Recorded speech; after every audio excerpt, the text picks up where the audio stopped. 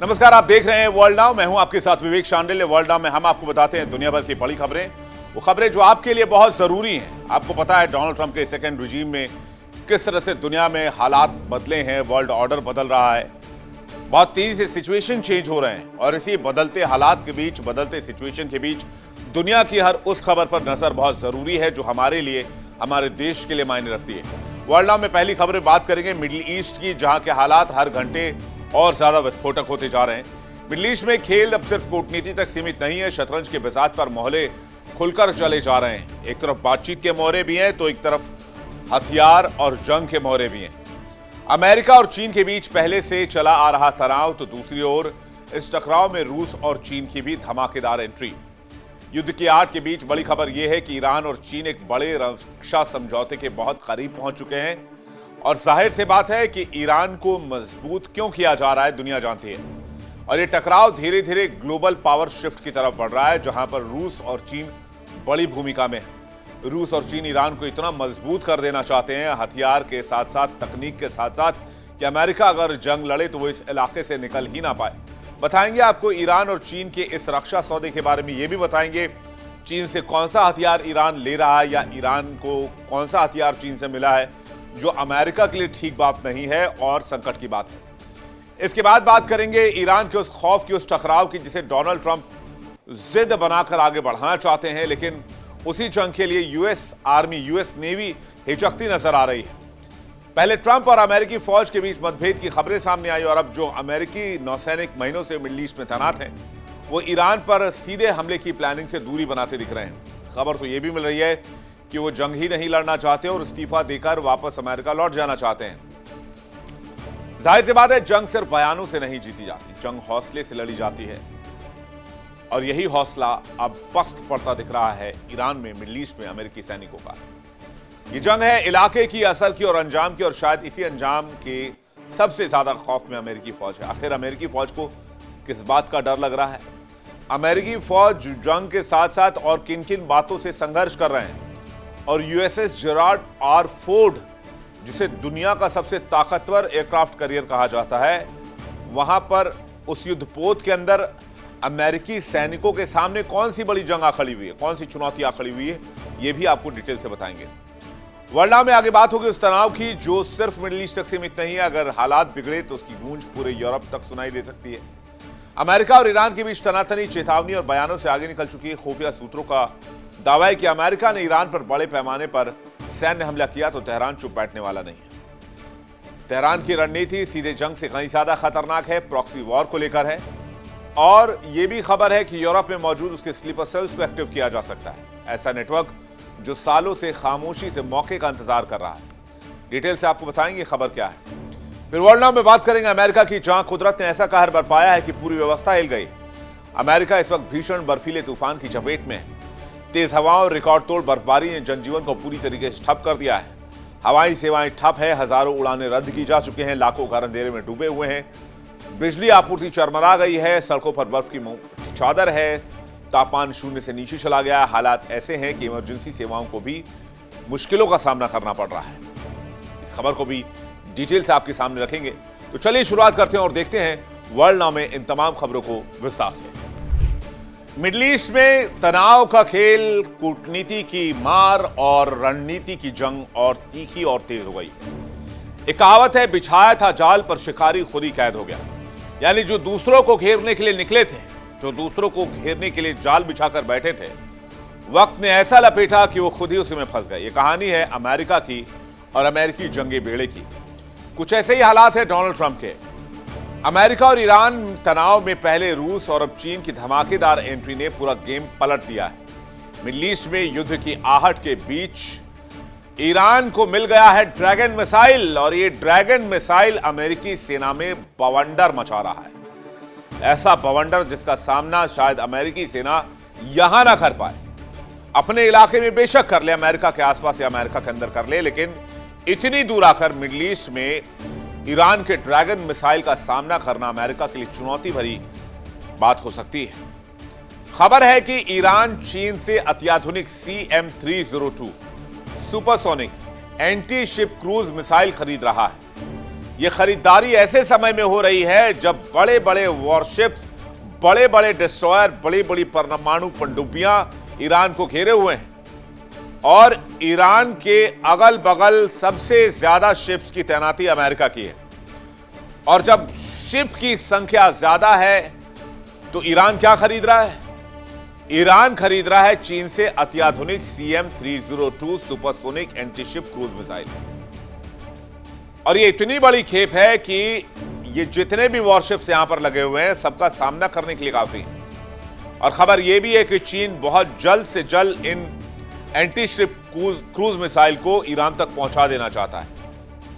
यानी जाहिर सी बात है, इस इलाके में ईरान, चीन और रूस की बहुत बड़ी तैयारी है। वो चाहते हैं कि अगर अमेरिका हमला करे तो अमेरिका को ऐसे दलदल में फंसा दिया जाए कि अमेरिका कई सालों तक इस दलदल से निकल ही ना पाए। खबर यह भी इशारा कर रही है कि यह डील सिर्फ 2 देशों तक सीमित नहीं है, इसके पीछे एक ट्रायंगल स्ट्रेटजी काम कर रही है जिसमें रूस भी है, चीन भी है और ईरान भी है। क्या है रणनीति, कैसे घेरा गया है, जरा से देखिए। इस ट्रायंगल में घिरे हैं डोनाल्ड ट्रंप और इस ट्रायंगल से निकल पाना बहुत मुश्किल है, क्योंकि यहां से इसलिए नहीं निकल सकते हैं डोनाल्ड ट्रंप क्योंकि उन्होंने मिडिल ईस्ट में तैनाती कर दी है, वॉरशिप्स भेज दिए हैं। यह वैसी स्थिति है जब कौरवों ने चक्रव्यूह तैयार किया, अभिमन्यु चक्रव्यूह के अंदर चले तो गए, लेकिन अब अभिमन्यु चक्रव्यूह भेदना जानते थे, उसे वापस आना नहीं जानते थे। ठीक वैसे ही मिडिल ईस्ट में डोनाल्ड ट्रंप आ तो चुके हैं, घुस तो गए हैं, लेकिन इन 3 देशों ने, इन 3 महाशक्तियों ने डोनाल्ड ट्रंप को ऐसा घेरा हुआ है कि ट्रंप यहां से बाहर नहीं निकल सकते। यानी डोनाल्ड ट्रंप की स्थिति हो गई है, वो ना घर के रहे हैं ना घाट के। ये एक ऐसी हड्डी बन चुकी है जिसे डोनाल्ड ट्रंप ना निगल पा रहे हैं ना उगल पा रहे हैं। आज दुनिया की 3 बड़ी ताकत मिडिल ईस्ट में अमेरिका को घेरे हुए हैं और ये कोई संयोग नहीं है, यह है रूस, चीन और ईरान की ट्रायंगल स्ट्रेटजी। ईरान और रूस के बीच 500 मिलियन यूरो की एक सीक्रेट हथियार डील हुई है। इसके तहत रूस 3 साल में 500 वर्बा लॉन्च यूनिट और 2500 9M336 मिसाइलें देगा। दूसरी तरफ रूस ने यूक्रेन के जरिए अमेरिका को यूरोप में फंसा दिया है। नेटो, हथियार, अरबों डॉलर की मदद, अमेरिका का फोकस यूरोप में है। रूस ने यूक्रेन को मोहरा बनाकर अमेरिका को यूरोप में पूरी तरह उलझा दिया है। यह वही अमेरिका है जो कल तक इंडो पैसिफिक में चीन को घेरने की रणनीति बना रहा था, लेकिन चीन, रूस और ईरान ने मिलकर ऐसी चाल चली कि दूसरों को घेरने वाला मुल्क आज खुद घिरा हुआ है, वो भी मिडिल ईस्ट के बीचों बीच। ना अमेरिका यहां से भाग सकता है, ना अमेरिका यहां से यू टर्न ले सकता है। अमेरिका के पास एक ही विकल्प है, ईरान पर हमला। आज करे, कल करे, 2 दिन बाद करे, 5 दिन बाद करे, 1 हफ्ते के बाद करे, 1 महीने के बाद करे, यह हमला होना ही होना है, क्योंकि यहां से ईरान और चीन और रूस अमेरिका को बाहर नहीं निकलने देंगे जब तक जंग शुरू नहीं होती। और यह बात अमेरिका के सैन्य अधिकारी भी कह रहे हैं कि ईरान पर हमला करना ठीक नहीं होगा। अगर ईरान पर हमला किया तो हम बहुत लंबी जंग में फंसेंगे और ईरान से निकलना तुरंत असंभव हो जाएगा। ईरान और चीन के बीच एक संभावित रक्षा सौदा ने अंतर्राष्ट्रीय राजनीति में हलचल मचा दी है। खबर है कि ईरान चीन से CM-302 supersonic antiship cruise missile खरीदने की डील साइन कर चुका है। इस मिसाइल की रेंज है 290 किलोमीटर, यानी कि अपने रेंज में 290 किलोमीटर की रेंज में कोई भी वॉरशिप हो, कोई भी डिस्ट्रॉयर हो, यह मिसाइल उसे ढूंढ निकालता है और समुद्र की सतह से बेहद करीब चलता है और बहुत तेज रफ्तार से चलता है, जिसे दुश्मन के रडार सिस्टम के लिए इसे ट्रैक कर पाना, इसे इंटरसेप्ट कर पाना बहुत मुश्किल हो जाता है। ईरान सीधे अमेरिका से नहीं भिड़ रहा है, लेकिन ईरान ने तैयारी बहुत जबरदस्त की है और ईरान के पीछे खड़ी है 2 महाशक्तियां जिनसे अमेरिका भी खौफ खाता है। एक है रूस, एक है चाइना। और अब चाइना खुले आम अमेरिका को आंख दिखा रहा है। तो ईरान ने अपने सारे घोड़े दौड़ा लिए, सारे हथियार खोल दिए, सारे पत्ते सामने रख दिए। एक तरफ रूस और चीन से डिफेंस डील कर रहा है, हथियार ले रहा है, बड़ी मात्रा में हथियार खरीद रहा है। दूसरी तरफ अपने प्रॉक्सीज को भी अलर्ट पर रखा हुआ है, जिसमें हूती है, हिजबुल्लाह है, हमास है। यानी रूस, चीन और ईरान, तीन अलग अलग मोर्चों पर, लेकिन निशाना एक। अमेरिका के लिए सिचुएशन बहुत सामान्य नहीं है। आपने देखा होगा कि अमेरिका अभी तक ईरान पर अटैक नहीं कर पा रहा है। यह सिर्फ इसलिए क्योंकि खामेनेई ने ऐसी तूफानी स्ट्रैटेजी इस इलाके में बनाई है कि अमेरिका अगर जंग में जाता है तो उसे बड़ा नुकसान होगा। अमेरिका यहां वेनेजुएला जैसा ऑपरेशन नहीं चला सकता है। नीट एंड क्लीन ऑपरेशन, बगैर किसी गोली चलाए ऑपरेशन कंप्लीट हो गया, मादुरो को उठाकर ले गए, गिरफ्तार कर लिया, कोर्ट में भी पेश कर दिए। लेकिन ये वेनेजुएला नहीं है, ये ईरान है। ईरान के इर्द गिर्द, मिडिल ईस्ट के इर्द गिर्द बहुत बड़ी तैनाती है रूस और चाइना की। और रूस और चाइना अब तो हथियार भी खुलकर दे रहे हैं, खुलकर डील कर रहे हैं। रूस तो बाकायदा ईरानी सेना के साथ वॉर एक्सरसाइज कर रहा है। चलिए आपको बताते हैं CM-302 मिसाइल के बारे में, जो पश्चिम एशिया में तनाव की आग में अब घी का काम कर रहा है। रिपोर्ट्स के मुताबिक ईरान के हाथ लगी यह मिसाइल सीधे सीधे अमेरिका और उसके नौसैनिक दबदबे के लिए खुली चुनौती है। उनके जो डिस्ट्रॉयर्स लगे हुए हैं यहाँ पर, उनके जो वॉरशिप्स लगे हुए हैं, जेराल्ड आर फोर्ड, उनके जो USS एब्राहम लिंकन, उन मिसाइलों, उन वॉरशिप्स के लिए कितनी तबाही का नाम है ये CM-302 जरा समझ लीजिए। ये सुपरसोनिक एंटीशिप क्रूज मिसाइल है। रेंज करीब 290 किलोमीटर है। समुद्र की सतह के बेहद करीब उड़ान भरता है। दुश्मन के रडार से बचने की ताकत है। सूत्रों के मुताबिक इस समझौते में हथियारों की सप्लाई, मिलिट्री टेक्नोलॉजी और रणनीतिक सहयोग भी शामिल है। जब पश्चिमी देश ईरान को अलग थलग करने में जुटे हुए हैं, जब अमेरिका ईरान पर अटैक करने की कोशिश में लगा हुआ है, वो एक छोटा भी ऑप्शन देख रहा है, एक छोटी अपॉर्चुनिटी, छोटी विंडो, जहां से मिले वो अटैक शुरू कर दे। लेकिन वो कर नहीं पा रहा है क्योंकि उसे पता है कि ईरान के इर्द गिर्द ऐसी सिक्योरिटी लेयर बन गई है और अमेरिका की ऐसी घेरेबंदी हो गई है कि आज अगर लड़ाई लड़ी तो फिर मुश्किल है।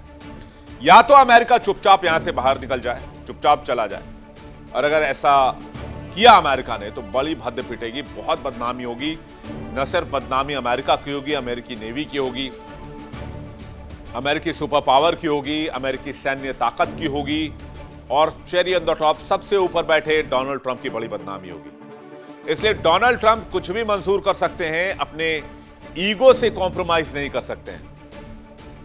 इसलिए आज की तारीख में अमेरिका यहां से खाली हाथ तो नहीं लौटेगा। नुकसान का आकलन चल रहा है, कितना नुकसान होगा, कम होगा, ज्यादा होगा, सब नाप तौल कर जो देखा जा रहा है अभी, उसके बाद यह काम शुरू होगा। लेकिन उनको पता है कि नुकसान तो बहुत ज्यादा हो सकता है, और अगर लंबी लड़ाई हुई, लंबे जंग में फंसे, तो फिर अरबों डॉलर फूंक जाएंगे, और कब फूंकेंगे यह खुद अमेरिका को पता नहीं चलेगा। सूत्रों के मुताबिक चीन निर्मित CM-302 मिसाइलों की खरीद का समझौता लगभग पूरा हो गया है। हालांकि डिलीवरी की तारीख तय हो चुकी है। ये सुपरसोनिक मिसाइलें लगभग 290 किलोमीटर की मारक क्षमता रखती हैं, और जैसा कि हमने आपको बताया, इनकी तैनाती से ईरान की हमलावर क्षमता में इजाफा होगा, खासकर ऐसे अटैक के खिलाफ जो समुद्र बेस्ड है, यानी कि समुद्र से उनके ऊपर हमला होने की आशंका ज्यादा है। मिडिल ईस्ट में अमेरिकी नौसैनिकों की तादाद बहुत ज्यादा बढ़ा दी गई है, डिप्लॉयमेंट बहुत बढ़ा दी गई है, सैन्य साजो सामान बढ़ा दिया गया है, और ऐसे में खतरा भी बढ़ गया है अमेरिकी सेना के लिए। या तो इतना सैन्य साजो सामान, इतनी सैनिकों की संख्या नहीं बढ़ानी चाहिए थी। अब जब बढ़ा दी है तो ईरान ऐसे ऐसे हथियार खरीद रहा है जो एंटी एयरक्राफ्ट कैरियर और एंटी वॉरशिप है। यानी एक तरफ ट्रंप, दूसरी तरफ रूस, चीन और ईरान अपनी ताकत दिखाने को तैयार है। डिफेंस एक्सपर्ट ये मानते हैं कि इस डील से ईरान की समुद्री ताकत में बहुत बड़ा इजाफा हो जाएगा, खासतौर पर उस समय जब अमेरिका ने ईरान के तट के पास अपने विमान वाहक पोत और नौसैनिक बिगड़ तैयार कर रखे। ऐसे में सौदा क्षेत्र में मौजूद अमेरिकी नौसेनों के लिए बहुत बड़ी चुनौती है। ये डील इंपॉर्टेंट क्यों है, ये भी जल्दी से जान लीजिए। ईरान की समुद्री ताकत में एक बहुत बड़ा इजाफा होगा। जैसे कि हमने आपको बताया, ये मिसाइल अमेरिका के लिए कब्रगाह साबित होने वाली है। फारस की खाड़ी यानी कि पर्शियन गल्फ और होर्मुज में ईरान की पकड़ मजबूत हो जाएगी। अमेरिकी नौसेना के लिए संभावित खतरा बढ़ जाएगा। दुश्मन के जहाज को बहुत कम समय में तबाह करने की ताकत ईरान को मिल जाएगी, और खाड़ी क्षेत्र में इससे तनाव और भड़क सकता है। लेकिन अमेरिका के लिए चुनौती बहुत बड़ी हो सकती है अगर पहली खेप भी ईरान के पास पहुंच गई तो। पिछले कुछ दिनों में अमेरिका ने ईरान के करीब अपनी सैन्य मौजूदगी को सक्रिय कर दिया। युद्धपोत, aircraft carrier, USS Abraham Lincoln, worship, missile system की तैनाती पूरे इलाके में कर दी गई। अमेरिकी राष्ट्रपति डोनाल्ड ट्रंप ने खुद इसे बड़ा अरमाडा कहा जो ईरान की ओर पहुंच रही है। अब समझते हैं कि अमेरिका ने इस इलाके में कितनी ताकत जुटा रखी है, जरा देख लीजिए। और बावजूद इसके ये सुपर पावर ईरान पर हमला नहीं कर पा रहा है। मैं एक सिंपल सी बात आपको बताता हूं, ईरान की power ranking, fire power ranking कितनी है पता है आपको? 16 है। और अमेरिका कितनी है? नंबर 1 है। फिर भी कितने हथियार, कितने साजो सामान जुटाए हैं ये देख लीजिए। Aircraft carrier USS Abraham Lincoln है सबसे ताकतवर। इसके साथ साथ 8 से 10 डिस्ट्रॉयर चलते हैं, 3 से 4 युद्धपोत चलते हैं। पर्शियन गल्फ में कई डिस्ट्रॉयर पहले से तैनात हैं। इन पर F-15E strike eagle fighter jet active है। मिडिल ईस्ट में 30,000 से ज्यादा अमेरिकी सैनिक पहले से ही तैनात हैं। 150 से ज्यादा लड़ाकू विमान है। ईरान के तट के पास इनकी मौजूदगी भी है, लेकिन फिर भी अमेरिका ईरान को हाथ लगाने की ताकत तक नहीं दिखा पा रहा है। यही याद कीजिए आप 2025 जून का महीना, कैसे एक झटके में अमेरिका ने हमला कर दिया था। लेकिन तब ईरान ने स्ट्रैटेजी नहीं बनाई थी, ट्रायंगल नहीं बनाया था। अब ईरान के पास ट्रायंगल है। ऊपर ईरान बैठा है, इधर चीन बैठे है, उसके ठीक बगल में रशिया बैठा हुआ है। 3 तरफ से अमेरिका यहां पर घिरा हुआ है। जैसे सिंपल सा आप उदाहरण देख लीजिए, बहुत पीछे जाने की जरूरत नहीं है। Ukraine versus Russia, right? हम लोगों ने क्या सोचा था? हम लोगों ने यह सोचा था कि रूस यूक्रेन पर हमला करेगा। 1 हफ्ते की बात है, 1 हफ्ते में यूक्रेन पैकअप, उसके बाद युद्ध बंद और सैनिक वापस, और रूस जीत जाएगा। यही थी थ्योरी। लेकिन हुआ क्या? युद्ध 5वें साल में प्रवेश कर गया है। तो इसके पीछे कौन था? इसके पीछे थी यूरोपीय कंट्रीज और अमेरिका था। ठीक वही game, same script, copy paste China और रशिया रखना चाहते हैं ईरान के साथ। ईरान युद्ध लड़ता रहेगा। ईरान को ना पैसों की ना हथियार की कमी होने दी जाएगी। और चीन और रशिया इस बात को लेकर आश्वस्त ईरान को कर रहे हैं कि अगर युद्ध शुरू होती है, अगर अमेरिका हमला करता, आप पहले हमला मत करना, जिससे आपका पक्ष मजबूत रहेगा। लेकिन चूंकि अगर अमेरिका पहले हमला करता है तो इतना रसद देंगे, इतना बारूद देंगे, इतनी हथियार देंगे कि अमेरिका मिडिल ईस्ट के दलदल में धंस जाएगा। सूत्रों के हिसाब से एक और जानकारी मिल रही है कि चीन और ईरान के बीच मिसाइल सिस्टम को लेकर पिछले 2 साल से बातचीत जारी थी। लेकिन हाल में जो डेवलपमेंट्स हुए, खासकर जून 2025 के बाद, ईरान ने कहा इस डील को लॉक करते हैं। ठीक है, 4 पैसे ज्यादा कोई बात नहीं, लेकिन मिसाइल चाहिए। हालांकि अभी साफ नहीं हो पाया कि ईरान कितनी मिसाइलें खरीद रहा है और डील की कीमत क्या होगी। यूएन के सैंक्शन ले लीजिए, ईरान कागजों में कैद है, लेकिन जमीन पर खुला खेल खेल रहा है। जब दुनिया नियमों की बात कर रही थी, तब ईरान और चीन ने पर्दे के पीछे डिफेंस डील की पटकथा लिख डाली। जब सैंक्शन झेल रहा था ईरान, उस समय ईरान हथियार और साजो सामान जुटा रहा था। 2006 में हथियार बैन कर दिया गया ईरान में, 2015 में हटाया गया, लेकिन 2017 में फिर से इंपोज कर दिया गया। इसलिए डील पर अंतर्राष्ट्रीय सवाल उठ रहे हैं। अब चूंकि अंतर्राष्ट्रीय सवाल को खुद अमेरिका नहीं मानता, अमेरिका यूएन को नहीं मानता, अमेरिका यूएनएचआरसी को नहीं मानता, अमेरिका यूएनएससी को नहीं मानता, तो फिर इंटरनेशनल कोर्ट ऑफ जस्टिस को नहीं मानता, तो फिर चीन क्यों माने अंतर्राष्ट्रीय सवाल को इस डील पर? क्यों? कोई वजह नहीं है। संयुक्त राष्ट्र के सख्त प्रतिबंधों के बावजूद ईरान और चीन के बीच डिफेंस सौदा हुआ, जिसने वैश्विक कूटनीति को कटघरे में खड़ा कर दिया। आज अमेरिका जिस वैश्विक दबदबे पर दशकों से भरोसा करता आया है, वही दबदबा रूस और चीन और ईरान की सोची समझी ट्रायंगल स्ट्रेटेजी के सामने ध्वस्त हो रही। 3 मोर्चे, 3 दिशा और मकसद एक ही, अमेरिका की ताकत को बांटना, मिडिल ईस्ट में अमेरिका को थकाना और मिडिल ईस्ट में ही अमेरिका को फंसा देना। जिससे अमेरिका सिर्फ मिडिल ईस्ट में नहीं फंसेगा, इसके बहुत सारे इंपैक्ट हो सकते हैं। पहला इंपैक्ट तो ये कि अमेरिका की नाक कट जाएगी, डोनाल्ड ट्रंप की नाक कट जाएगी कि मिडिल ईस्ट में अमेरिका फंस गया और युद्ध बहुत लंबे समय से चल रहा है। युद्ध का नतीजा नहीं आ पा रहा। सेकंड क्या होगा? सेकंड ये होगा कि डोनाल्ड ट्रंप के खिलाफ एंटी इनकम्बेंसी इतनी बढ़ जाएगी कि डोनाल्ड ट्रंप अपने देश में ही गिर जाएंगे और वो सवाल का जवाब नहीं दे पाएंगे, और हो सकता है कि मिड टर्म इलेक्शंस आते आते डोनाल्ड ट्रंप को थैंक यू कर दिया जाए। और थर्ड कंडीशन क्या होगा? थर्ड कंडीशन ये कि अमेरिका, जो कि पहले ही अपने जीडीपी के हिसाब से बहुत ज्यादा, यानी कि जीडीपी रेशियो से ऊपर डेट में चल रहा है, वो इस वॉर को लंबा खींचने के मत में बिल्कुल नहीं है। और अगर जंग लंबी खींची तो अमेरिका की जेब ढीली होनी तय है, जिससे वहां इन्फ्लेशन बढ़ेगी, इकोनॉमी में स्लो डाउन आएगा, महंगाई बढ़ेगी और अमेरिकी लोग परेशान होंगे।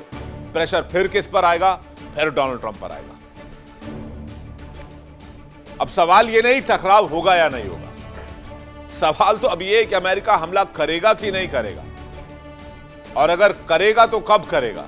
क्योंकि जितना वक्त अमेरिका ले रहा है, अमेरिका को इस बात को याद रखना चाहिए कि उतना ही वक्त ईरान के पास भी, और ईरान उस वक्त का इस्तेमाल ज्यादा से ज्यादा डिफेंस डील और ज्यादा से ज्यादा हथियार जुटाने में कर रहा है। चलिए आगे बढ़ते हैं। वर्ल्ड नाउ की अगली स्टोरी भी अमेरिकी नौसैनिकों से जुड़ी हुई है। कहते हैं अमेरिकी नौसैनिकों में डोनाल्ड ट्रंप का बहुत जो दबदबा, जो रुतबा हुआ करता था, वो खत्म हो रहा है और खामेनेई का खौफ बढ़ रहा है। ट्रंप का ऑर्डर गया तेल लेने, वो कहते हैं नहीं चाहिए, नहीं मानना ऑर्डर, हमें यहां से फ्री करो, हम रिजाइन कर रहे हैं, हम अमेरिका वापस जाना चाहते हैं, हम मिडिल ईस्ट में नहीं फंसना चाहते हैं। जिस टकराव को डोनाल्ड ट्रंप जिद बनाकर बैठे हैं, उसी जंग के लिए तैयार होने से अमेरिकी फौज कतरा रही है। यह मैं आपको अंदर की खबर बता रहा हूं। पहले ट्रंप और अमेरिकी आर्मी के दरमियान फूट, सो कॉल्ड, इसे आप ऐसे भी देख सकते हैं कि दो मत हो गए, दो फाड़ हो गए। बहुत सारे सैन्य अधिकारियों ने कहा कि ईरान पर हमला करना ठीक नहीं होगा, जो बात मैंने आपको बहुत पहले बताई थी कि अमेरिका अगर ईरान पर हमला करता है तो ये जंग लंबी खींच सकती है। और यही बात अमेरिकी सैन्य अधिकारी अब जाकर कह रहे हैं डोनाल्ड ट्रंप को कि आप जो प्लान कर रहे हैं वो ठीक प्लान नहीं है। और यूएस आर्मी इस इलाके में महीनों से तैनात है, लेकिन वही यूएस आर्मी इस जंग में जाने से कतरा रही। ईरान पर हमले का सियासी जोश तो है, लेकिन जमीनी हकीकत यह नहीं है। जमीनी हकीकत इससे ठीक उलट है। ईरान पहले ही साफ कर चुका है, अगर हमला हुआ तो जवाब सीमित नहीं रहेगा। इसलिए ईरान से जंग आसान नहीं है, क्योंकि दो चार बातें जो बहुत इंपॉर्टेंट है। मिडिल ईस्ट में ईरान का मजबूत नेटवर्क है, स्ट्रेट ऑफ हॉर्मुज पर खतरा है, ईरान की मिसाइल और ड्रोन क्षमता काफी पावरफुल है, रूस और चीन का अप्रत्यक्ष समर्थन, अमेरिका की घरेलू और वैश्विक मजबूरियां भी हैं, और सबसे बड़ी बात, अमेरिका को आर्थिक युद्ध का भी डर है। अमेरिकी फौज ये जानती है कि ईरान सिर्फ एक देश नहीं है, बल्कि मिलिशिया नेटवर्क, मिसाइल ताकत और क्षेत्रीय सहयोगियों का पूरा जाल है। एक तरफ अमेरिकी राष्ट्रपति डोनाल्ड ट्रंप ईरान पर सख्ती दिखाकर दुनिया को अपनी ताकत का मैसेज दे रहे हैं कि हम बड़े पावरफुल देश हैं, हम जो चाहे वो कर सकते हैं। तो मैं कहता हूं करो ना हमला, एक बार कर दो ना, देख लेते हैं। ईरान पर हमला ही तो करना है, दो बॉम्बर ही तो भेजने हैं, भेज लो, कर लो हमला, जैसे जून 2025 में किया था आपने। लेकिन आपको पता है कि इस बार का हमला उस बार के हमले से कितना अलग है। यानी इस बार हमला हुआ तो फिर यहां से वापस जाने का कोई रास्ता नहीं है, डोनाल्ड ट्रंप जानते हैं, इसलिए नुकसान बहुत हो सकता है। बेशक डोनाल्ड ट्रंप को कुछ नहीं होगा, वो तो अमेरिका में बैठे हुए हैं।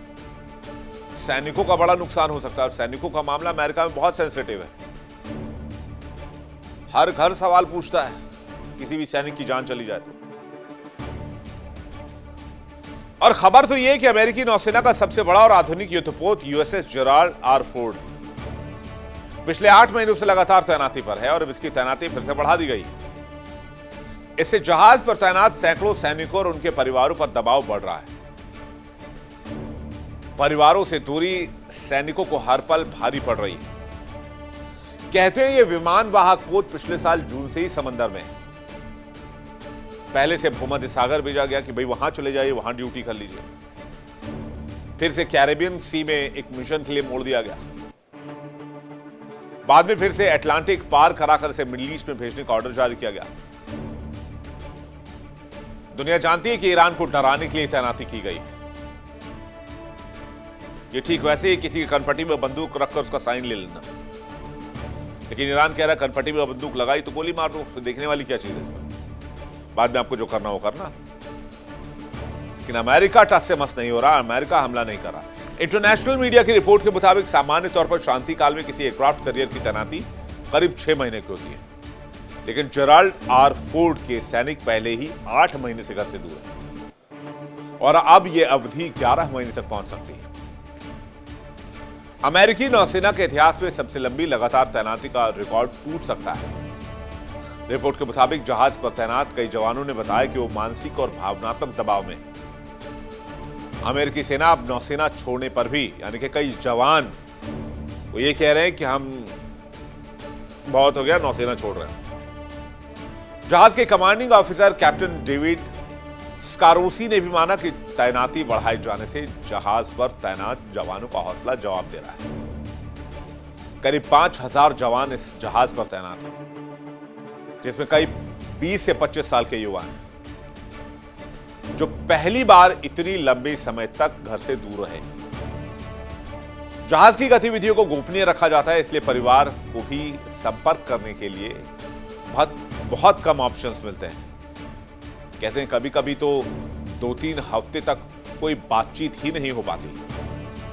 अब जरा आपको यूएसएस जेराल्ड आर फोर्ड की तस्वीर दिखाते हैं, उसके बाद आपको यह भी दिखाएंगे कि आखिरकार इस चलते फिरते सैन्य बेस में आखिर अमेरिकी सैनिकों की चुनौती क्या है, जिससे वो नेवी तक छोड़ देने की बात कर रहे हैं। क्या ये खामेनी का खौफ है या फिर कुछ और है? लेकिन पहले तस्वीर देखिए, एक भव्य आलीशान शानदार यूएसएस जेराल्ड आर फोर्ड, चलता फिरता समंदर की छाती पर एक सैन्य बेस।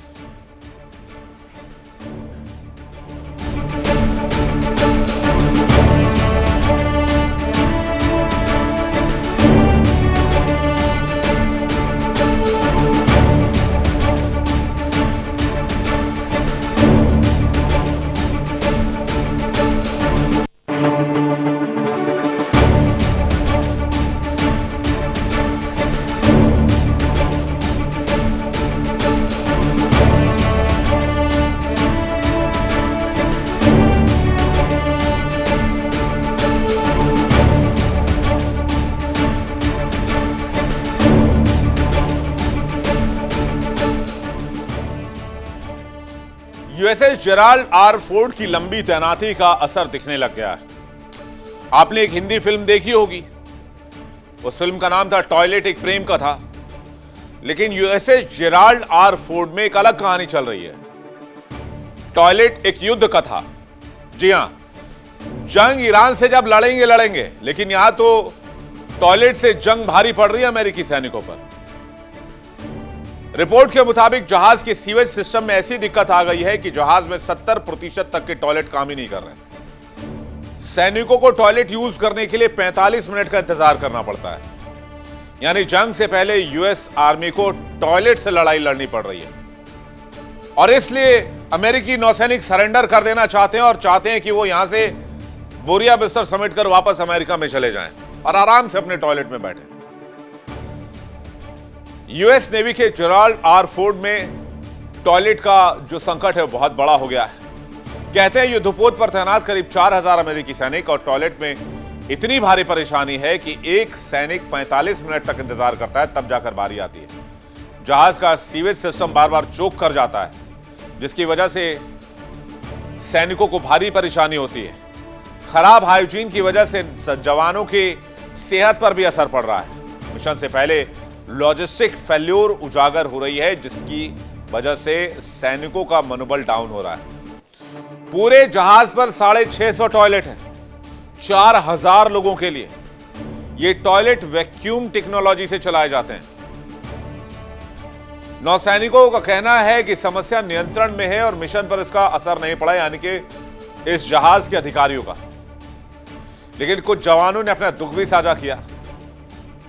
यहां महिला जवान भी हैं। एक आर्मी जवान ने बताया कि फरवरी की शुरुआत में वो अपने बेटे को लेने के लिए जाने वाली थी, लेकिन तैनाती बढ़ने की खबर सुनकर प्लान रद्द करना पड़ा।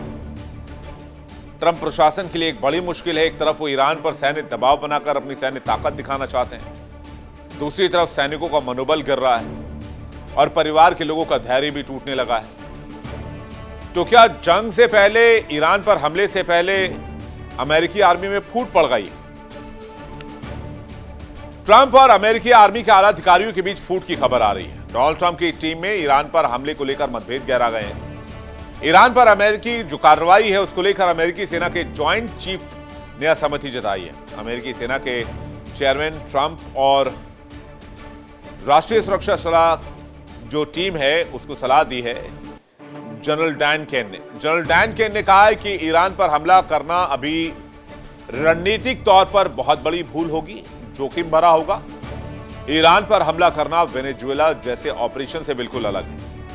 ईरान के पास मजबूत डिफेंस है, क्षेत्रीय सहयोगी है, जवाबी क्षमता है। इससे अमेरिकी सेना को बहुत भारी नुकसान का डर है और इससे वैश्विक असर की भी आशंका है। जनरल डैन केन का इशारा कहीं ना कहीं रूस और चाइना की तरफ भी।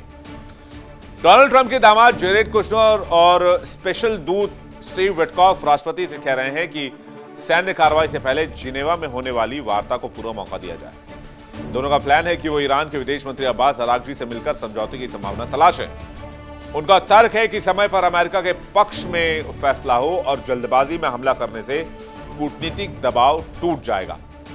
उपराष्ट्रपति जेडी वेंस ने भी आंतरिक बैठकों में सवाल उठाए कि अगर युद्ध लंबा चला तो अमेरिका किस हद तक फंस सकता है। हालांकि वो हमले के पूरी तरीके से खिलाफ नहीं है, लेकिन वो रिपरकशंस जानते हैं। वो जानते हैं इसका असर क्या हो सकता है। ट्रंप ने इन रिपोर्टों को पूरी तरह से खारिज कर दिया। उन्होंने कहा कि ये फेक न्यूज मत सुनाओ, ये मीडिया की बनी बनाई कहानी है कि जनरल डैन केन ईरान के खिलाफ युद्ध के विरोध में है।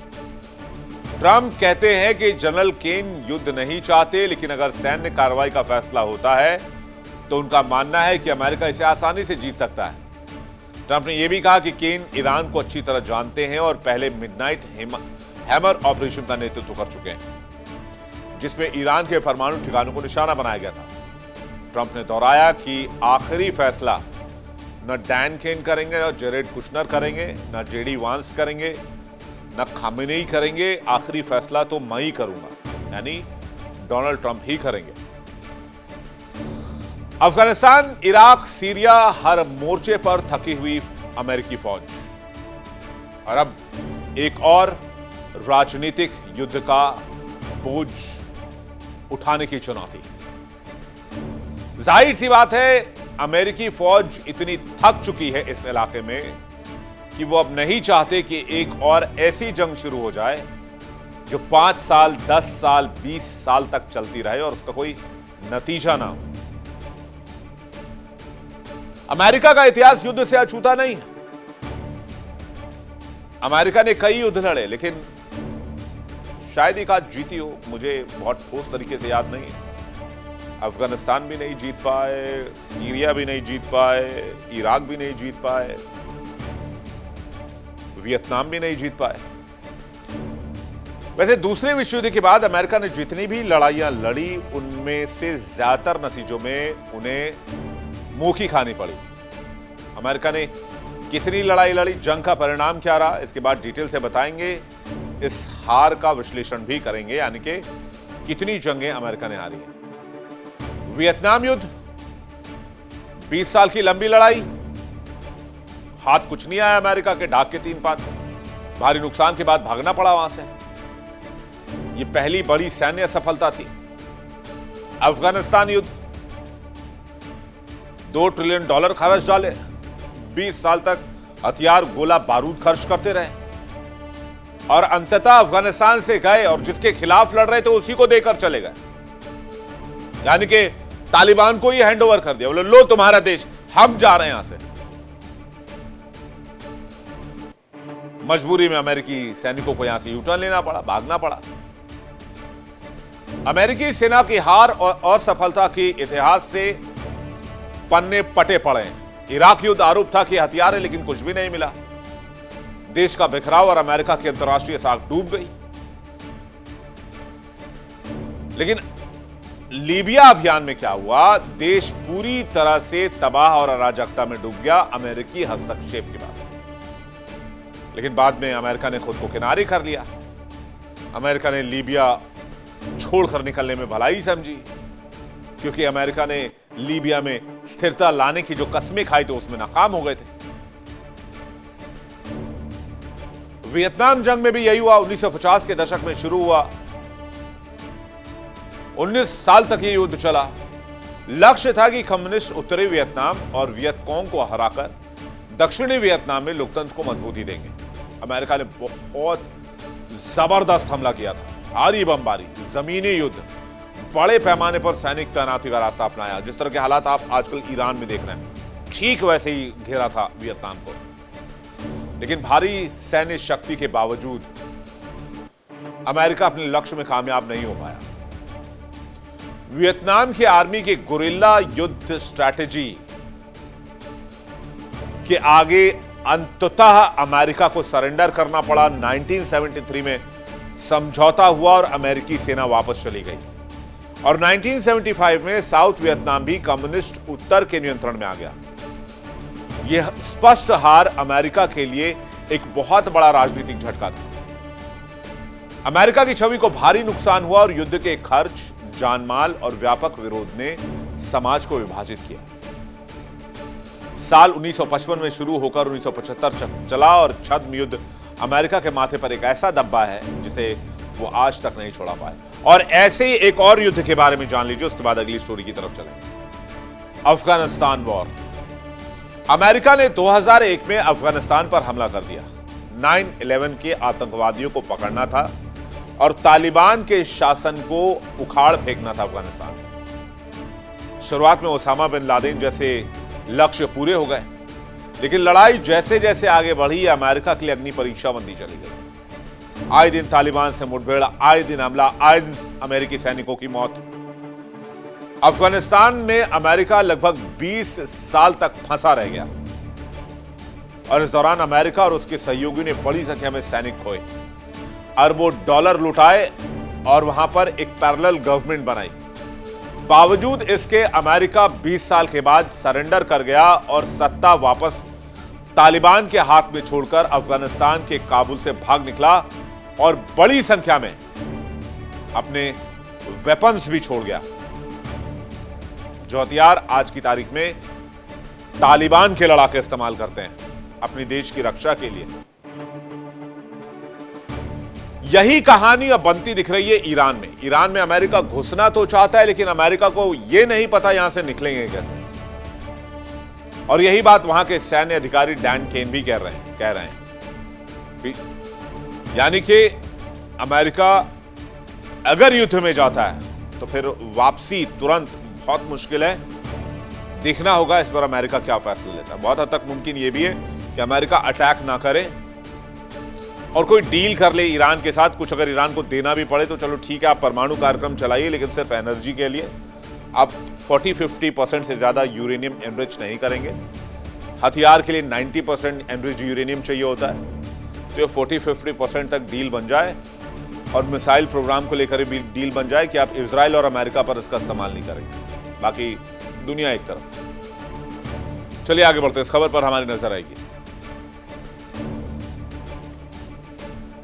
ईरान और अमेरिका के बीच तनाव चेतावनियों से आगे निकल चुका। अगर हमला हुआ तो जवाब यूरोप की सड़कों पर भी गूंज सकता है। खुफिया सूत्रों के मुताबिक अगर ईरान पर अमेरिका हमला करता है तो तेहरान एक बहुत बड़ी स्ट्रैटेजी पर काम कर रहा है। कहते हैं तेहरान ने यूरोप में मौजूद अपने खतरनाक स्लीपर सेल्स को एक्टिव कर दिया है। इन स्लीपर सेल्स के निशाने पर होंगे यूरोप में मौजूद अमेरिकी सैन्य अड्डे, अमेरिकी दूतावास और अमेरिकी नागरिक। यानी ईरान अब टेररिस्ट प्रोग्राम पर भी काम कर रहा है।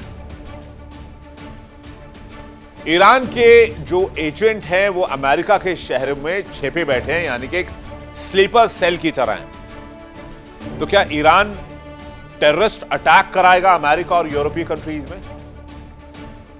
कहते हैं अमेरिका के अंदर साइबर हमले भी करा सकता है, ड्रोन हमले भी करा सकता है। IRGC ऑनलाइन ग्रूमिंग के जरिए भर्ती कर रहा है। ब्रिटेन और यूरोपीय देशों में IRGC का नेटवर्क एक्टिव है।